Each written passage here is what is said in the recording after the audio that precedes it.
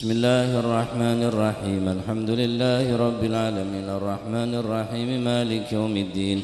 إياك نعبد وإياك نستعين اهدنا الصراط المستقيم صراط الذين أنعمت عليهم غير المغضوب عليهم ولا الضالين آمين.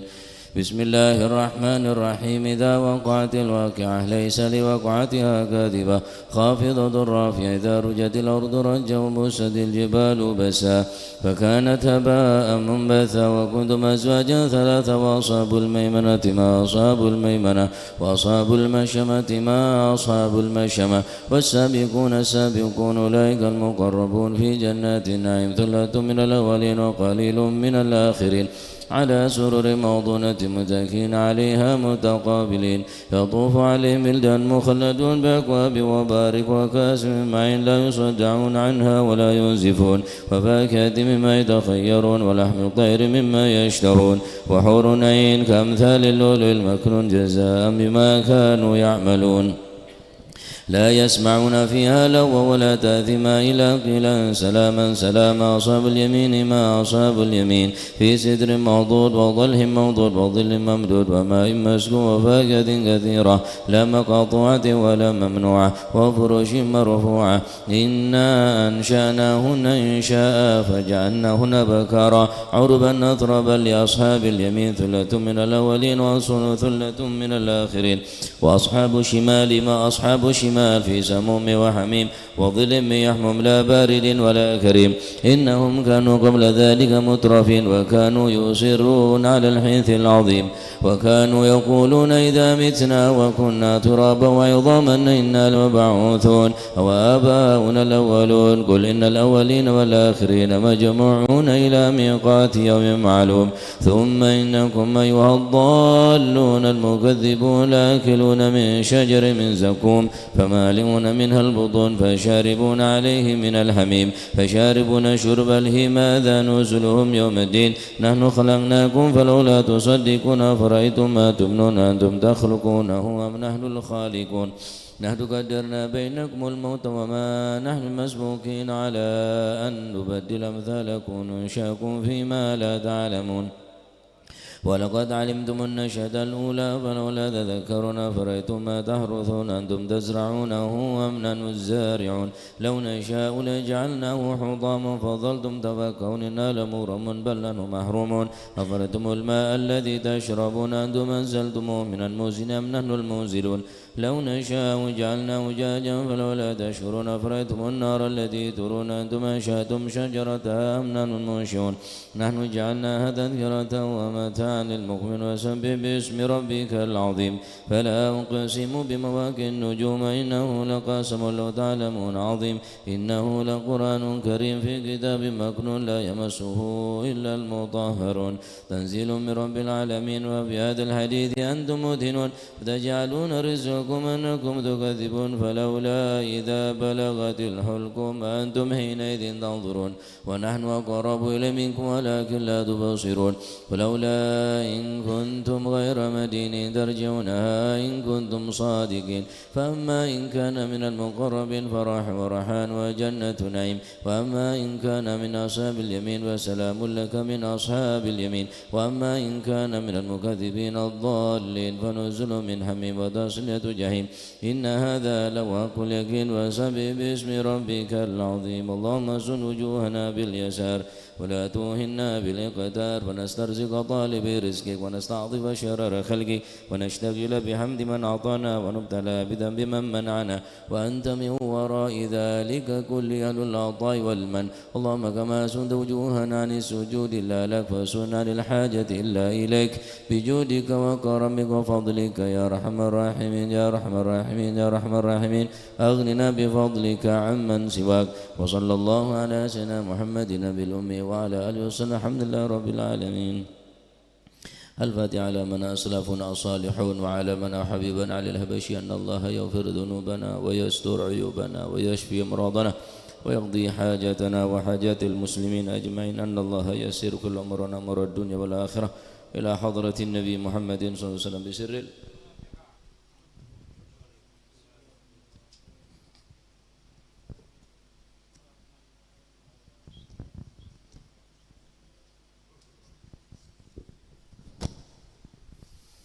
يا ربي صل على محمد شرف بدر في الكون أشراق. يا ربي صل على محمد يا ربي صل عليه وسلم. يا ربي صل على محمد كرم داع يدعو إلى الحق. يا ربي صل على محمد يا ربي صل عليه وسلم. صل على محمد المصطفى الصادق المصدق. يا ربي صل على محمد يا ربي صل عليه وسلم. يا ربي صل على محمد أحل الورى منطقا وصداق. يا ربي صل على محمد يا ربي صل عليه وسلم. صل على محمد أفضل من بالتقى تحقق. يا ربي صل على محمد يا ربي صل عليه وسلم. صل على محمد من بالسخاء والوفاء تخلى. يا ربي صل على محمد يا ربي صل عليه وسلم. ربي صل على محمد واجمع من الشمل ما تفرق. يا ربي صل على محمد يا ربي صل عليه وسلم. على محمد وصله وسهل ما قد تعود. يا ربي صل على محمد يا ربي صل عليه وسلم. يا ربي صل على محمد وافتح من الخير كل مغلاق. يا ربي صل على محمد يا ربي صل عليه وسلم. صل على محمد وآله ومن بالنبي تعلى. يا ربي صل على محمد يا ربي صل على محمد وآله ومن للحبيب يعشاق. يا ربي صل على محمد يا ربي صل عليه وسلم. على محمد ومن بحبل النبي توثق. يا ربي صل على محمد يا ربي صل عليه وسلم. يا ربي صل على محمد يا ربي صل عليه وسلم.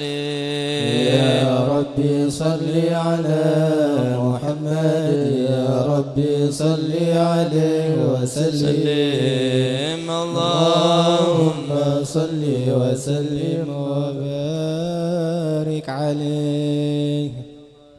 أعوذ بالله من الشيطان الرجيم. بسم الله الرحمن الرحيم. إنا فتحنا لك فتحا مبينا ليغفر لك الله ما تقدم من ذنبك وما تأخر ويتم نعمته عليك ويهديك صراطا مستقيما. صلى الله عليه. وينصرك الله نصرا عزيزا.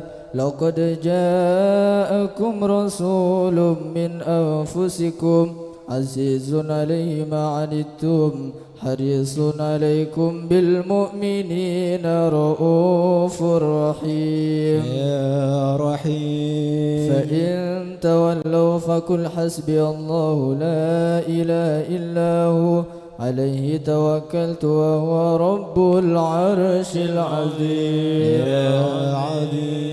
إن الله وملائكته يصلون على النبي يا أيها الذين آمنوا صلوا عليه وسلموا تسليما.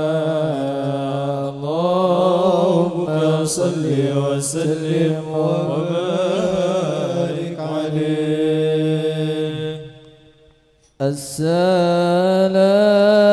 السلام عليك زين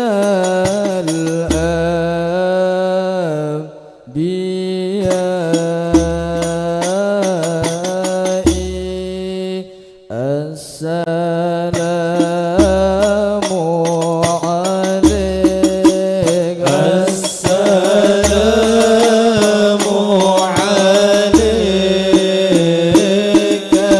زين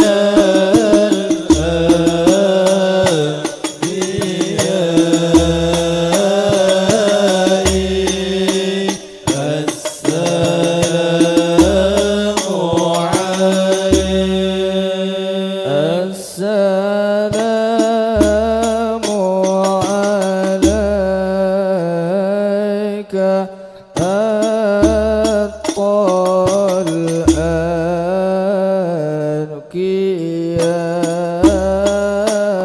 أنكيائي السلام عليك السلام عليك زين الأنبياء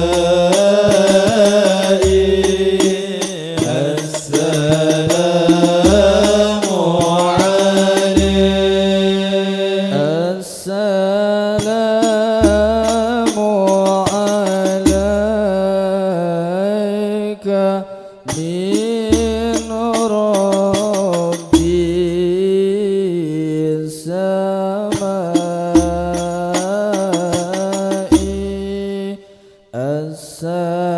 السلام عليك السلام عليك زين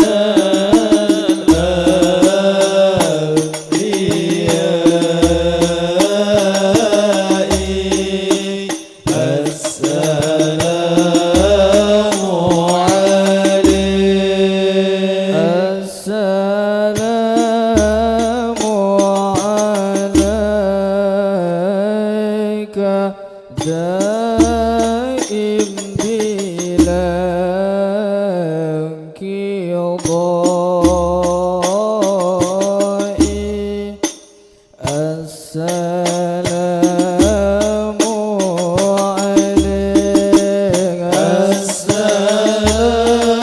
السلام عليك زين الأنبياء السلام عليك السلام عليك أحمد يا حبيبي صلى الله عليه السلام عليك زين الأنبياء صلى الله عليه السلام عليك طه يا طبيبي صلى الله عليه السلام عليك زين الأنبياء صلى الله عليه السلام على المقدم في الإمامة صلى الله عليه السلام عليك زين الأنبياء صلى الله عليك زين الأنبياء السلام عليك أتقى الأتقياء السلام عليك زين الأنبياء السلام عليك أتقى الأتقياء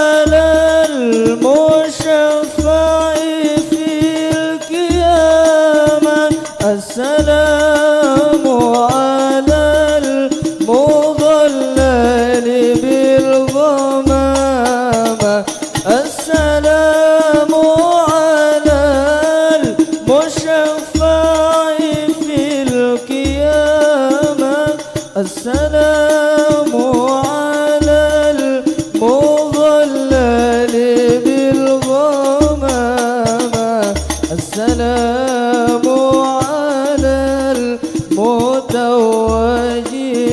بالكرامة السلام عليك السلام عليك السلام عليك زين الأنبياء السلام عليك أتقى الأتقياء السلام عليك زين الأنبياء السلام عليك أتقى الأتقياء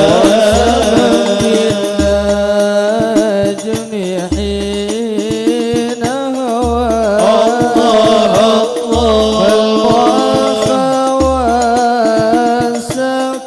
والسقيم سوى فاخلع الكونين عنك سوى مولى العرب والعجم يا إمام الروح يا سندي أنت باب الله معتمدي فبدنياي وآخرتي يا رسول الله خذ بيدي سيد السادات من مضري غوث أهل البدء والحضر سيد السادات من مضري غوث أهل البدء والحضر صاحب الآيات والسور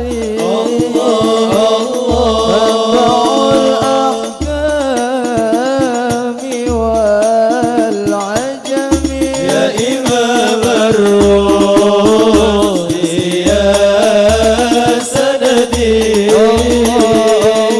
أنت باب الله معتمدي فبدنياي وآخرتي يا رسول الله خذ بيدي برأت عين وليس ترى وسطها في الورى بشرا برأت عين وليس ترى مثل طه في الورى بشرا غير من فوق سرى أثرا غير الأخلاق والشيم يا إمام الروح يا سندي أنت باب الله معتمدي فبدنياي وآخرتي يا رسول الله خذ بيدي اللهم صل وسلم وبارك عليه اللهم صل وسلم وبارك عليه وعلى آله. بسم الله الرحمن الرحيم. الحمد لله القوي سلطانه الواضح برهانه المبسوط في الوجود كرمه وإحسانه تعالى مجده وعظم شانه خلق الخلق لحكمة وطاع عليها علمه وبسط لهم من فائض المنة ما جرت به في أقداره القسمة صلى الله عليه أرسل إليهم أشرف خلقه وأجل عبيده رحمة تعلقت إرادة الأزلية بخلق هذا العبد المحبوب فانتشرت آثار شرفه في عوالم الشهادة والغيوب صلى الله عليه ما جل هذا المن الذي تكرم به المنان وما أعظم هذا الفضل الذي برز من حضرة الإحسان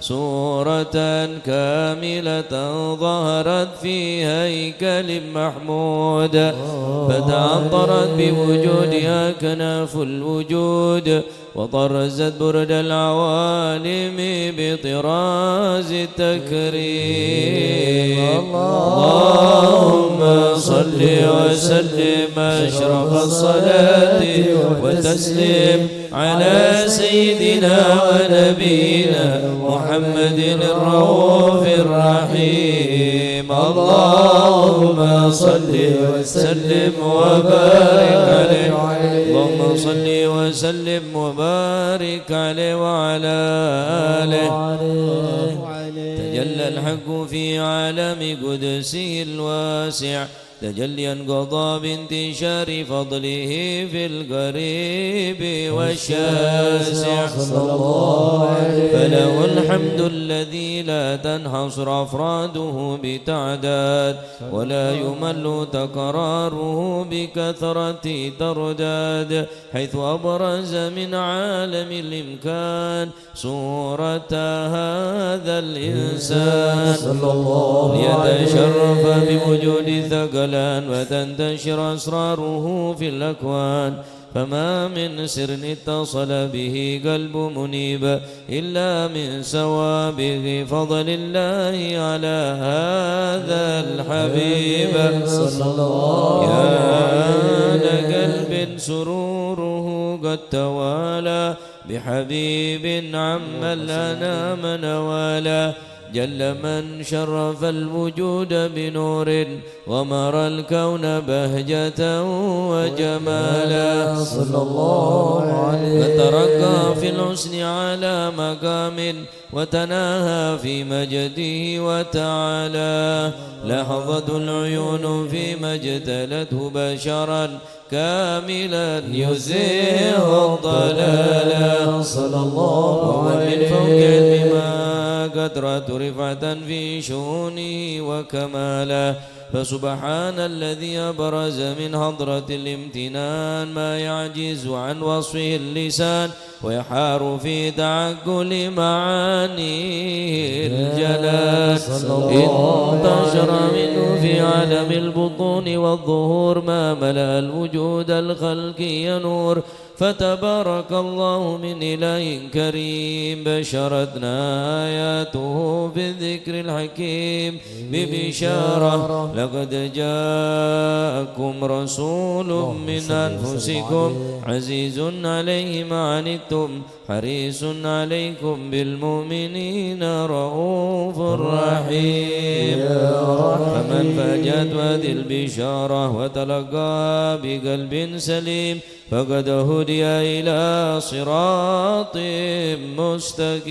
مستقيم اللهم صل وسلم أشرف الصلاة والتسليم على سيدنا ونبينا محمد الرؤوف الرحيم اللهم صل وسلم وبارك عليه اللهم صل وسلم وبارك عليه أشهد أن لا إله إلا الله وحده لا شريك له شهادة تربي اللسان عما تضمنه الجلال من التصديق بها والإذعان صلى الله في الصدور عليه من الإيمان قواعد وتلوع اليقين من سر ذلك الإذعان والتصديق الشواهد. أشهد أن سيدنا محمد العبد الصادق في قوله وفعله والبلغ عن الله ما أمره بتبليغ لخلقه من فرضه ونفره.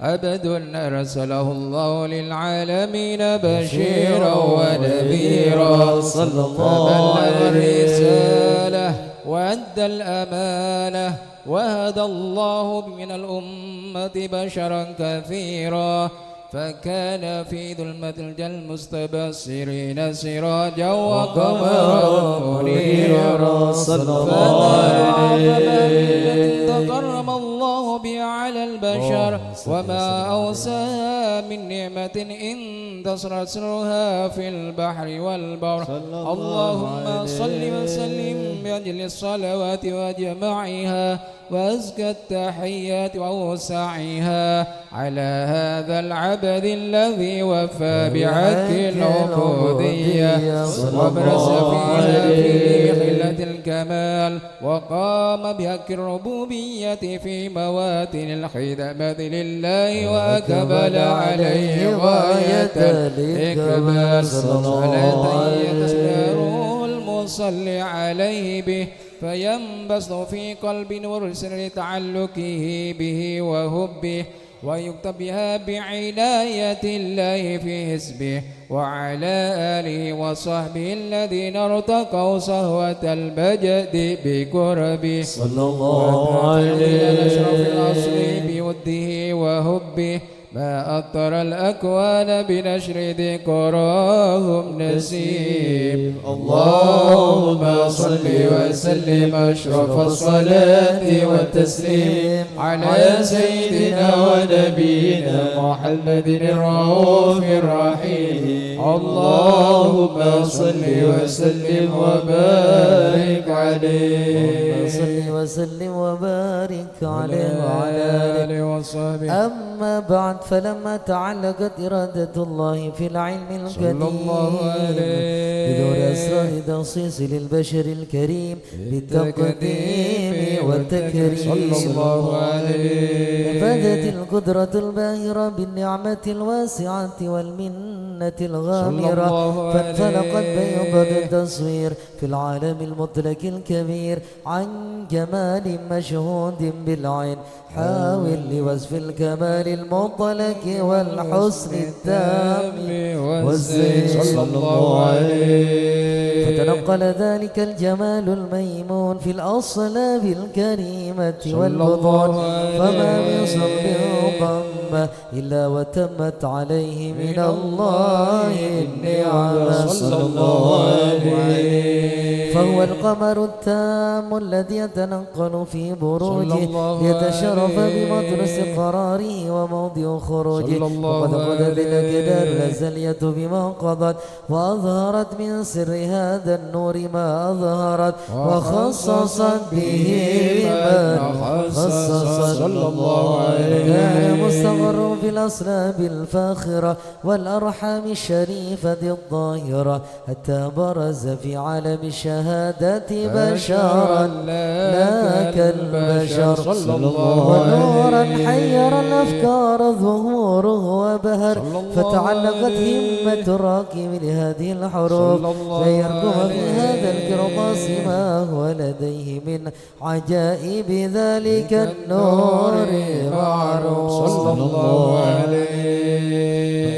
كانت الألسن لا تفي بعزم عشر أوصاف ذلك الموصوف تشويقا للسامعين من خواص المؤمنين وترويحا للمتعلقين بهذا النور المبين. ولا فأن تعرب الأقلام عن شؤون خير الأنام ولكن الزليل تدوين ما في من سر أشرف المخلوقين وما أكرم الله به في مولده من الفضل الذي عم العالمين. وبقيت رايات في الكون منشورة على مر الأيام والشهور والسنين.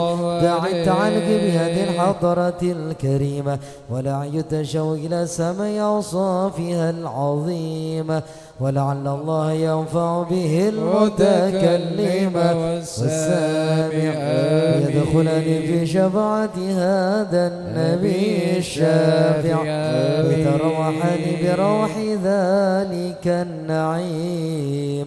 اللهم صل وسلم أشرف الصلاة والتسليم على سيدنا ونبينا محمد الرؤوف الرحيم.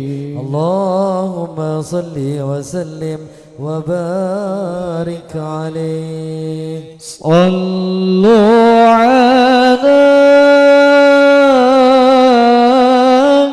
نور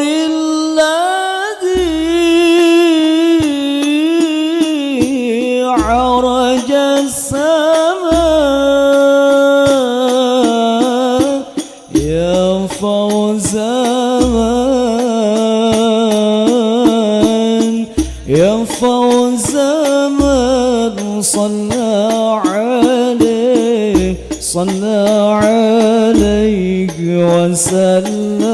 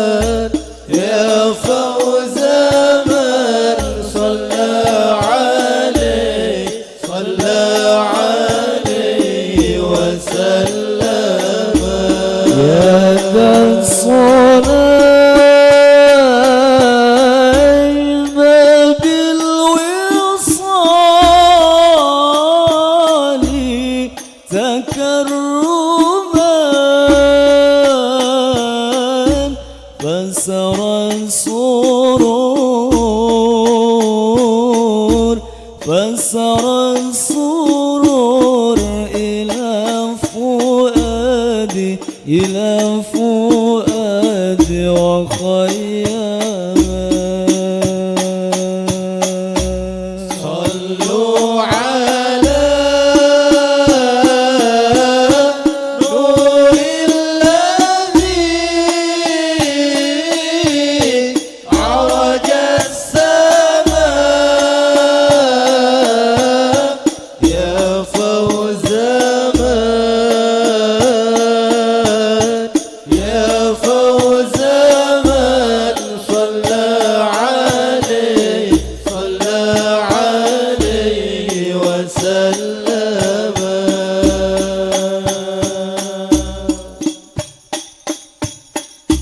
صلوا على نور الذي عرج السماء يا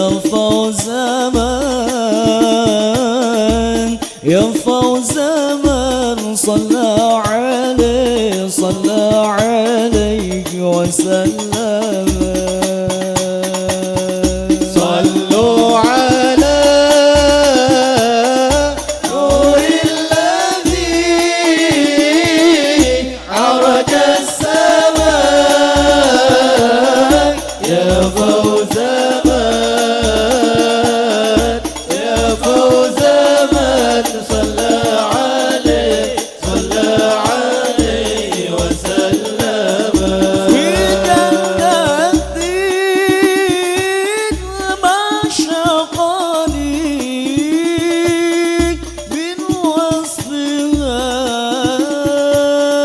إلا لكون الحب فيها خياما. صلوا على نور الذي عرج السماء يا فوز من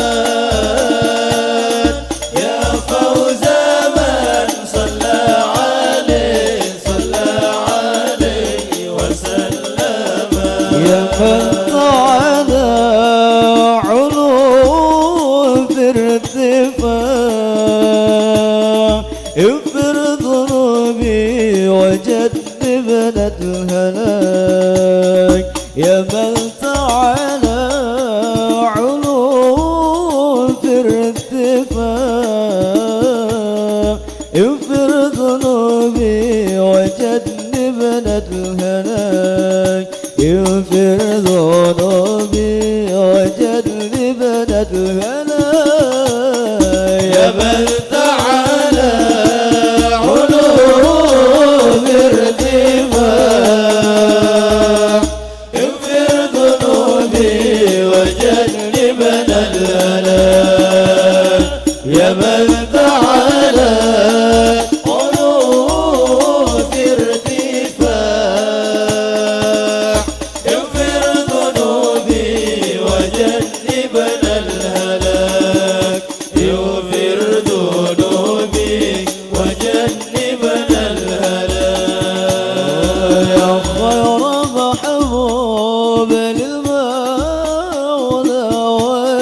وداع الله قربك منه واصطفاك يا خير محبوب للمولى وداع الله قربك منه واصطفاك الله قربك منه واصطفاك يا من تعالى علو في ارتفاع اغفر ذنوبي وجنبنا الهلاك يا من تعالى علو في ارتفاع اغفر ذنوبي وجنبنا الهلاك اغفر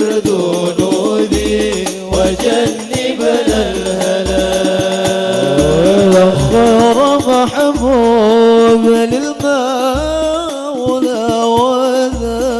وداع الله قربك منه واصطفاك يا خير محبوب للمولى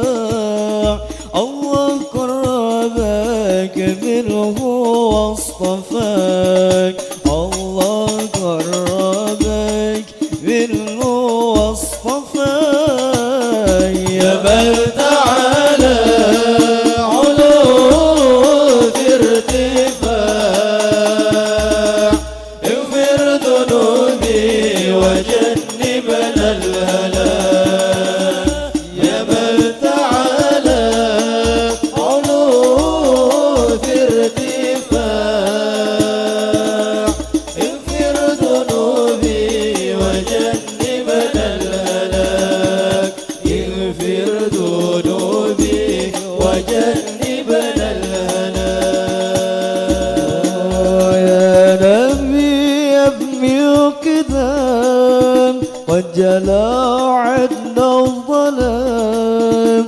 يا نبي يا ابن القدام قد جلى عنا الظلام وحمانا بالهدى واستقام فحكم وحمانا بالهدى واستقام فحكم يا نبي يا ابن الكتاب قد جلى عنا الظلام يا نبي يا ابن الكتاب قد جلى عنا الظلام وهبانا بالهدى واستقام فحكم وحبانا بالهدى واستقام فحكم صفوة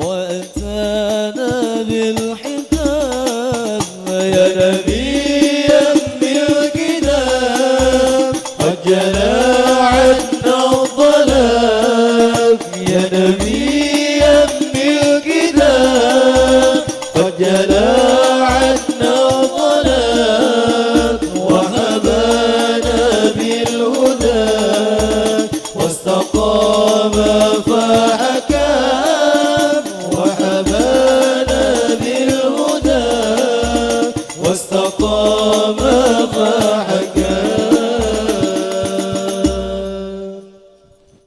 اللهم صل وسلم وبارك عليه. وقد آن للقلم أن يخط ما حركته فيه الأنامل مما استفاده الفهم من صفات هذا العبد المحبوب الكامل صلى الله عليه وشمائله التي هي أحسن الشمائل. وهنا حسن أن نثبت ما بلغ إلينا في شأن هذا الحبيب من أخبار وآثار ليتشرف بكتاباته القلم والقرطاس وتتنزه في حدائق الأسماء والأبصار. وقد بلغنا في الأحاديث المشهورة أن أول شيء خلقه الله هو النور المودع في هذه السورة.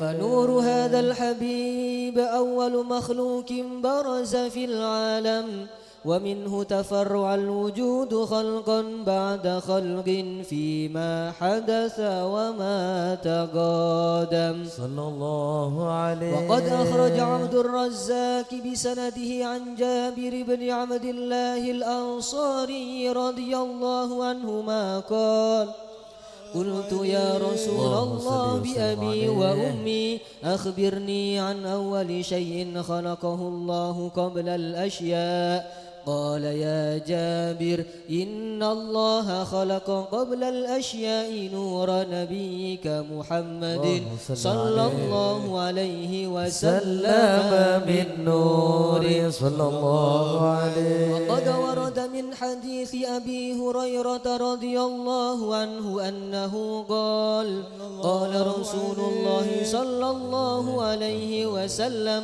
كنت أول النبيين في الخلق وآخرهم في البعث صلى الله عليه. وقد تعددت الروايات بأنه أول الخلق وجودا وأشرفهم مولودا.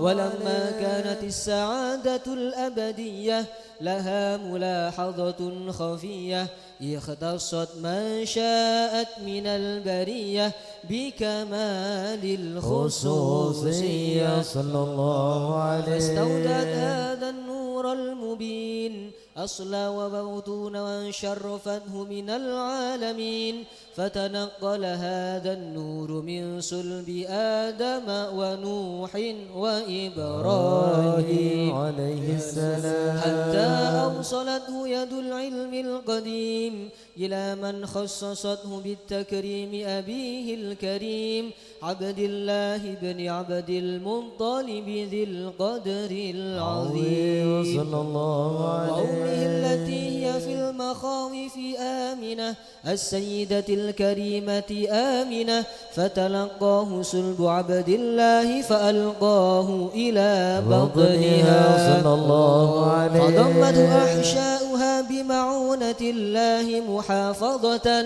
على حق هذه الدرة وصونها فحملته برعاية الله كما ورد عنها حملا خفيفا لا تجد له ثقلا ولا تشكو منه ألما ولا عللا حتى مر الشهر بعد الشهر من حمله وقرب وقت بروزه إلى عالم الشهادة لتنبسط على أهل هذا العالم فيوضات فضله وتنتشر فيه آثار مجده الصميم. اللهم صل وسلم أشرف الصلاة والتسليم وسلم على سيدنا ونبينا محمد الرؤوف الرحيم. اللهم صل وسلم وبارك اللهم صل وسلم وبارك عليه وعلى آله.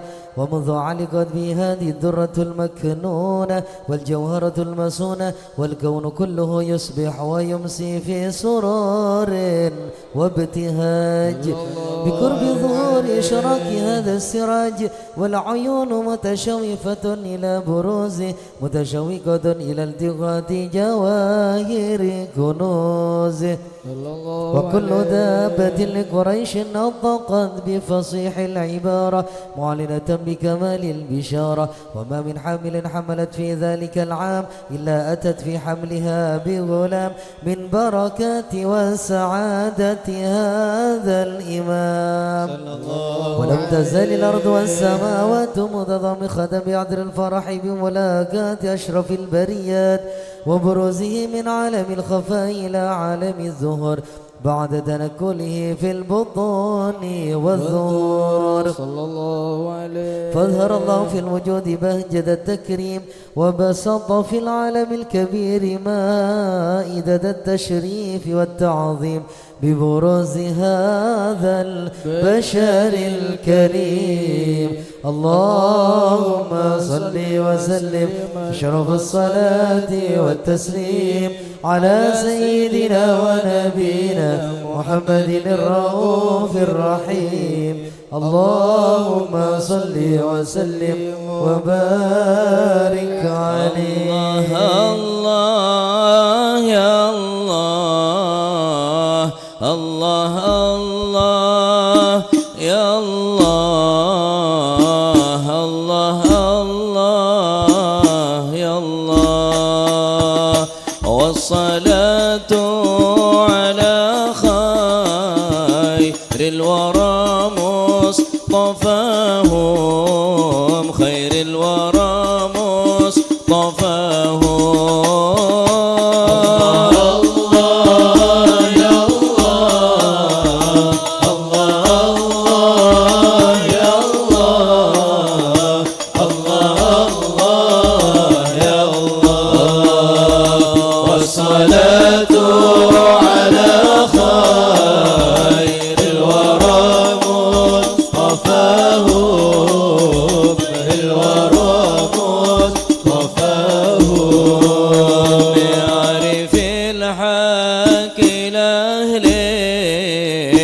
حق واسلك معهم حق واسلك معهم في طريق التقامين حيث ساروا وراهم حيث ساروا وراهم.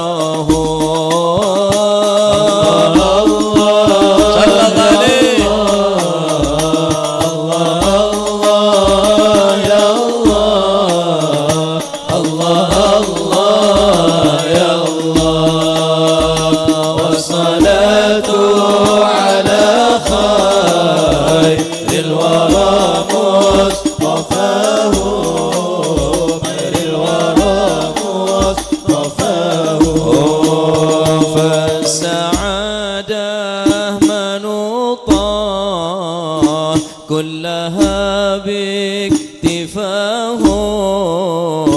كلها باكتفاهم باخت من قد رآهم أو رأى من رآهم أو رأى من رآهم.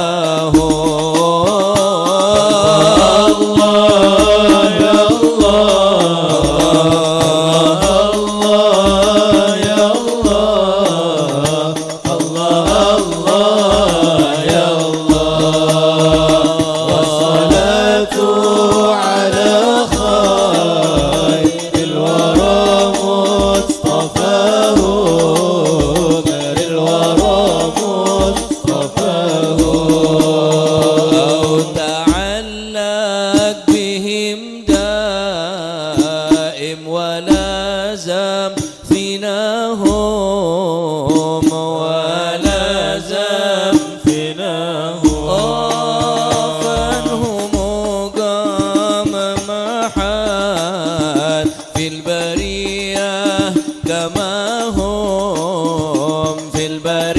إياك ما هو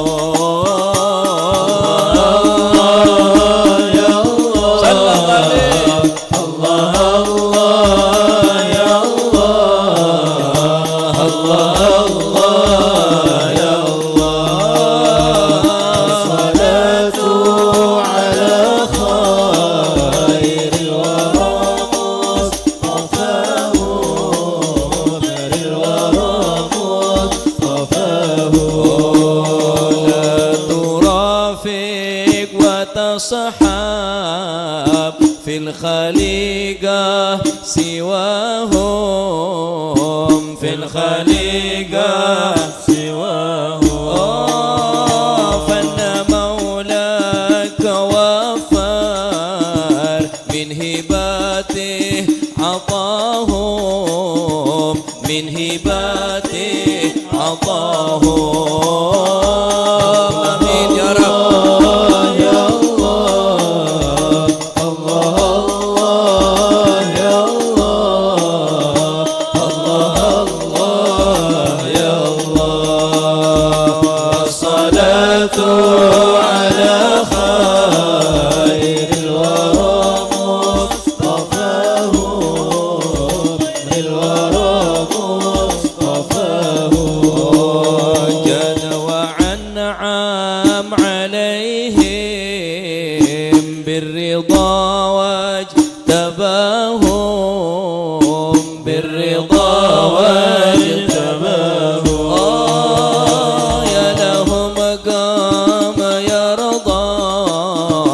ربنا من رضاهم ربنا من رضاهم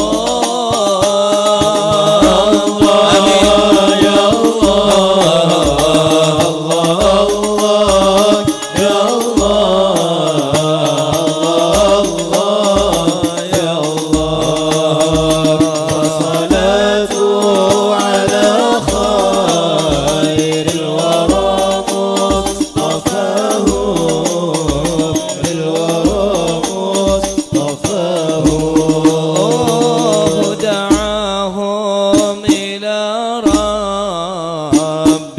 وشيد بناهم وشيد بناهم باتباعي وحبي حقق الله رجاهم حقق الله رجاهم آمين يا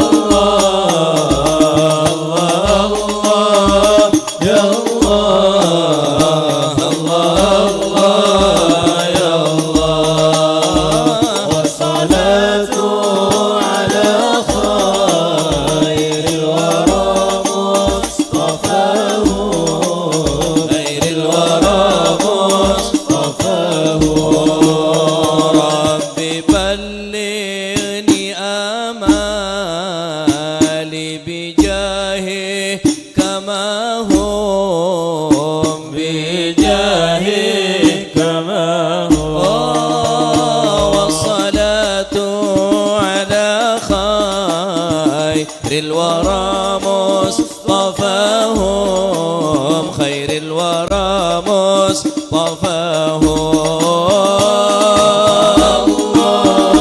يا علي الله يا الله الله صلاة على خير الورى الورى مصطفاه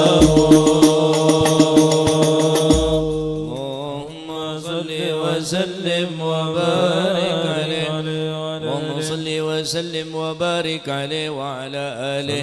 فحين قرب أوان وضع هذا الحبيب أعلنت السماوات والأرضون ومن فيهن بالترحيب، وأمطار الجود الإلهي على أهل الوجود تثيج، وألسنة الملائكة بالتبشير للعالمين تعيش. سبحان الله الحمد لله لا إله إلا الله الله أكبر. سبحان الله الحمد لله ولا إله إلا الله الله أكبر. سبحان الله والحمد لله ولا إله إلا الله الله أكبر. والقدرة كشفت قناع هذا المستور ليبرز نوره كاملا في عالم الظهور، نورا فاق كل نور، وأنفذ الحق حكمه على من أتم الله عليه النعمة من خواص الأمة أن يحضر عند ودعه أمة تأنيسا لجنابها المسعود ومشاركة لها في هذا السباط الممدود. حضرة توفيق الله سيدة مريم وسيدة آسيا ومهما من الحور العين من قسم الله له من الشرف بالقسمة الوافية. فأتى الوقت الذي رتب الله على حضوره وجود هذا المولود، فانفلق صبح الكمال من النور عن عمود، وبرز الحامد المحمود مذعنا لله بالتعظيم والسجود. صلى الله على محمد صلى الله عليه وسلم. صلى الله على محمد صلى الله عليه. اللهم صل على محمد. حضرك رسول الله. أشرق الكون ابتهاجا بوجود المصطفى أحمد، ولأهل الكون أنس وسرور قد تجدد. يا نبي سلام عليك، يا رسول سلام عليك، يا حبيب سلام عليك، صلوات الله عليك. فاضربوا يا أهل المثاني فهزار اليمن غرد واستضيء بجمال فاق في الحسن تفرد. سلام عليك، يا رسول سلام عليك، يا حبيب سلام عليك، صلوات الله عليك. ولنا البشرى بسعد مستمر ليس ينفد حيث أوتينا عطاء جمع الفخر المؤبى. نبي سلام عليك، يا رسول سلام عليك، يا حبيب السلام عليك صلوات الله عليك فلربي كل حمد جل أن يحصره العد إذا حبانا بوجود المصطفى الهادي محمد صلى الله عليه سلام عليك يا رسول سلام عليك يا حبيب سلام عليك صلوات الله عليك يا رسول الله أهلا بك إنا بك نسعد وبجاهه يا إلهي جد وبلغ كل ما قصد طلع البدر علينا من ثنيات الوداع وجب الشكر علينا ما دعا لله جاء ودينانا جا سبيلي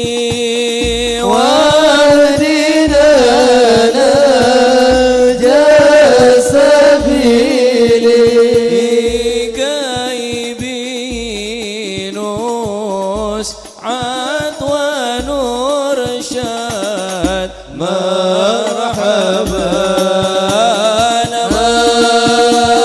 مرحبا يا مرحبا يا نور العين مرحبا جد الحسين مرحبا مرحبا ربي بلغنا بجاهه ربي بلغنا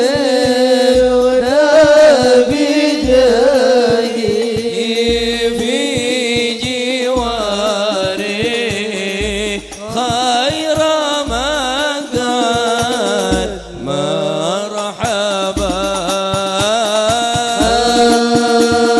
مرحبا يا مرحبا يا نور العين مرحبا جد الحسين مرحبا مرحبا صلاة الله تغشى أشرف الرسل محمد وسلام مستمر كل حين يتجدد يا نبي سلام عليك يا رسول سلام عليك يا حبيب سلام عليك صلوات الله عليك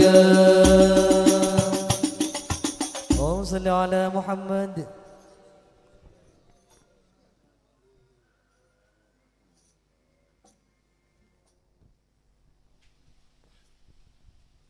بسم الله والحمد لله والصلاة والسلام على سيدي رسول الله محمد بن عبد الله وعلى آله وصحبه ومن والاه ولا حول ولا قوة إلا بالله.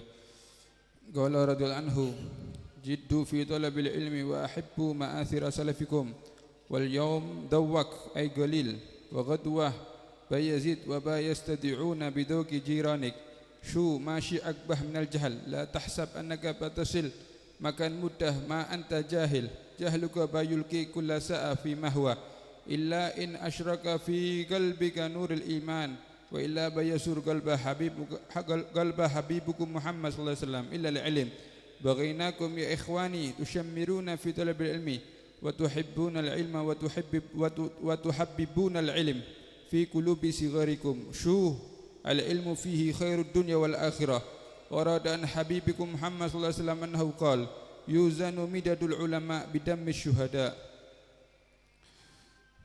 Al-Habib Ali Muhammad Al-Habsyi beliau mengatakan, yang semangat dalam mencari ilmu dan cintailah sisa-sisa orang tua kalian. Jangan sampai ilmu itu pindah ke tetangga kalian. Maksudnya alim bin alim bin alim bin alim pas tepak anake jahil. Jangan sampai, kalau bisa alim bin alim bin alim bin alim bin alim terus. Yang lebih pantas mempunyai ilmu adalah anaknya orang tua yang mempunyai ilmu. Jangan sampai orang lain punya ilmu sedangkan anaknya kiai tidak punya ilmu. Jangan sampai orang lain yang punya ilmu sedangkan anaknya turunnya habaib tidak punya ilmu. Paham ya? Jadi alim bin alim bin alim, jangan sampai alim bin alim bin alim ketemu langsung nisor jahil. Repot.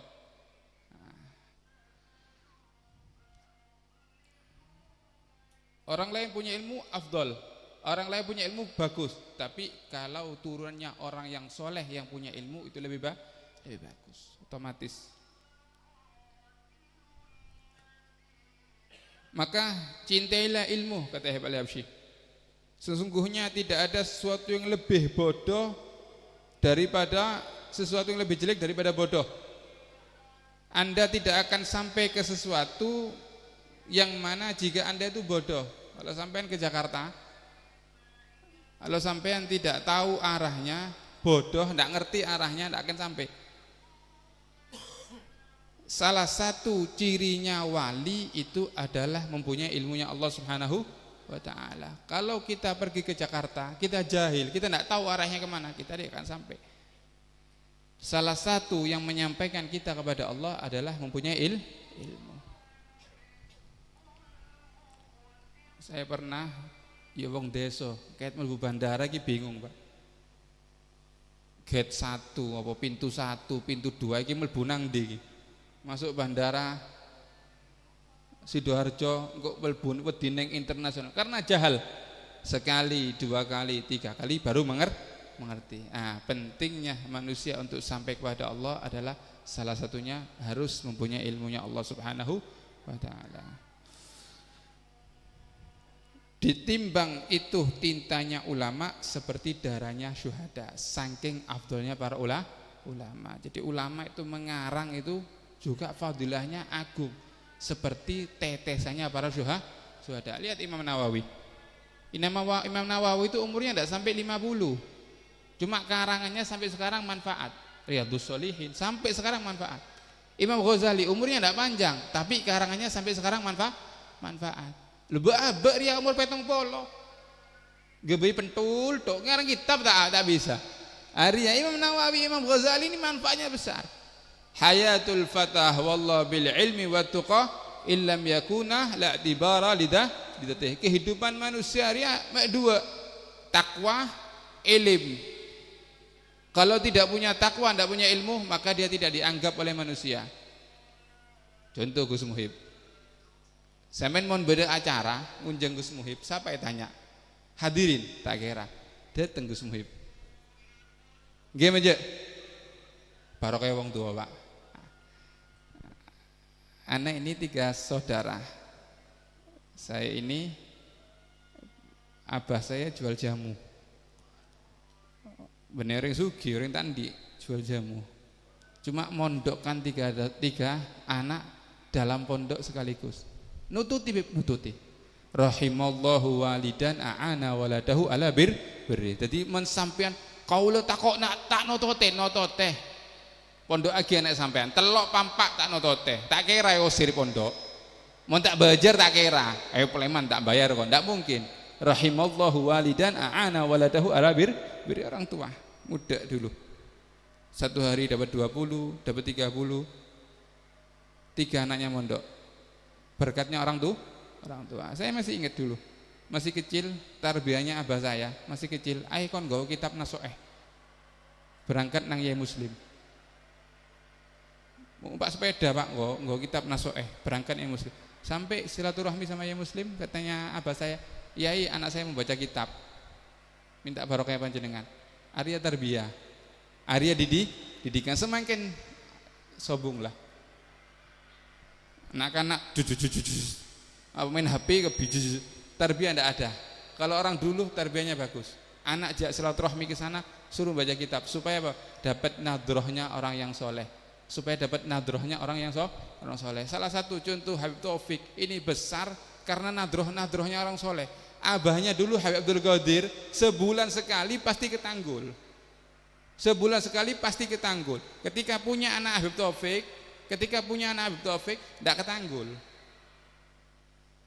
Punya anak Habib Taufik tidak ketanggul karena waktu itu punya anak. Sampai Habib Soleh mau berangkat ke Jakarta, mampir ke Pasuruan, ditanya apa kok tidak tanggul tunggaret? Saya punya anak namanya Abdurrahim.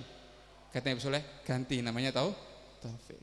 Ariyah barokahnya nadrohnya orang yang soleh. Mudah-mudahan kita semua mendapatkan barokahnya orang soleh. Amin Allahumma amin. Ayo sing di anak jek sampai mondok lagi notot tak kira notot. Kalau jual pentul bib notot, kalau jual es notot tak kira tak notot.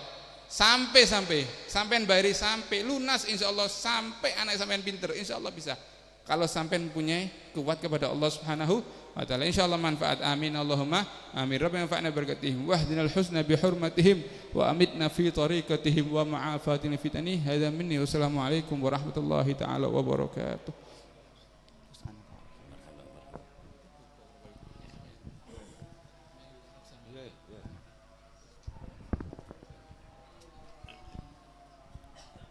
بسم الله الرحمن الرحيم الحمد لله رب العالمين حمدا يوافي نعمه ويكافئ مزيده يا ربنا لك الحمد كما ينبغي لجلال وجهك ولعظيم سلطانك اللهم صل وسلم على سيدنا محمد في الأولين وصل وسلم على سيدنا محمد في الآخرين وصل وسلم على سيدنا محمد في كل وقت وحين وصل وسلم على سيدنا محمد في الملأ الأعلى إلى يوم الدين وصل وسلم على سيدنا محمد وعلى آله وصحبه أجمعين. ولما ندم الفكر من درار الأوصاف المحمدية هكوندا توجهت إلى الله متوسلا بسيدي وحبيبي محمد صلى الله عليه وسلم أن يجعل سعي فيه مشكورا وفعلي فيه محمودا وأن يكتب أعمالي في الأعمال المقبولة وتوجهي في التوجهات الخالصة والصلات الموصولة. اللهم يا من إليه تتوجه الآمال فتعود ضافرة وعلى باب عزته تحت الرحال فتخشاها منه الفيوضات الهامرة. نتوجه إليك بأشرف الوسائل لديك سيد المرسلين عبدك الصادق الأمين سيدنا محمد الذي أمت رسالته العالمين أن تصلي وتسلم على تلك الذات الكاملة مستودع أمانتك وحافظ سرك وحامل راية دعوتك شاملة الآب الأكبر المحبوب لك والمحاصص بشرف الأفر في كل موطن من مواطن القرب ومدهر قاسم إمدادك في عبادك وساكي كؤوس إرشادك لأهل ودادك سيد الكونين وأشرف الثقلين العبد المحبوب الخالص المحسوس منك بأجل الخصائص. اللهم صل وسلم عليه وعلى آله وأصحابه وأهل حضرة اقترابه من أحبابه. اللهم إنا نقدم إليك جاه هذا النبي الكريم وتوسل إليك بشرف مقامه العظيم أن تلاحظنا في حركاتنا وسكناتنا بعين عنايتك وأن تحفظنا في جميع أدوارنا وتقلباتنا بجميل رعايتك وحسن وقايتك وأن تبلغنا من شرف القرب إليك وإلى هذا الحبيب غاية آمالنا وتتقبل منا ما تحاركنا فيه من نياتنا وأعمالنا وتجعلنا في حضرة هذا الحبيب من الحاضرين وفي طرائق اتباعه من السالكين ولحقك وحقه من المؤدين ولأهلك من الحافظين اللهم إن لنا أدماء في رحمتك الخاصة فلا تحرمنا ودنونا جميلة هي وسيلتنا إليك فلا تغيبنا آمنا بك وبرسولك وما جاء به من الدين وتوجهنا به إليك مستشفئين أن تقابل المذنب منا بالغفران والمسيء بالإحسان والسائل بما سأل والمؤمل بما أمل وأن تجعلنا ممن نصر هذا الحبيب ووازره وواله وظاهره وأم ببركته وشريف وجهته أولادنا ووالدنا وأهل قدرنا ووادينا وجميع المسلمين والمسلمات والمؤمنين والمؤمنات في جميع الجهات وأدم راية الدين القويم في جميع الأقطار منشورة ومآلم الإسلام والإيمان بأهلها مأمورة مأنا وسورة واكشف اللهم كربة المكروبين واقض دين المدينين واغفر للمذنبين وتقبل توبة التائبين وانشر رحمتك على عبادك المؤمنين أجمعين واكفي شر المعتدين والظالمين وابسط الأدل بالولاة الحق في جميع النواحي والأقطار وأيدهم بتأييد من عندك ونصر على المؤاندين من المنافقين والكفار وجعلنا يا رب في الحسن الحسين من جميع البلايا وجعلنا يا رب في الحسن الحسين من جميع البلايا وفي الحرز المكين من الذنوب والخطايا وأدمنا في العمل بطاعتك والصدق في حكمتك قائمين وإذا توفيتنا فتوفنا مسلمين مؤمنين واختم لنا منك بخير أجمعين وصل وسلم على هذا الحبيب المحبوب للأجسام والأرواح والقلوب وعلى آله وصحبه ومن إليه منسوب وآخر دعوانا أن الحمد لله رب العالمين سبحانك ربك رب العزة عما يصفون وسلام على المرسلين والحمد لله رب العالمين. بسر الفاتحة.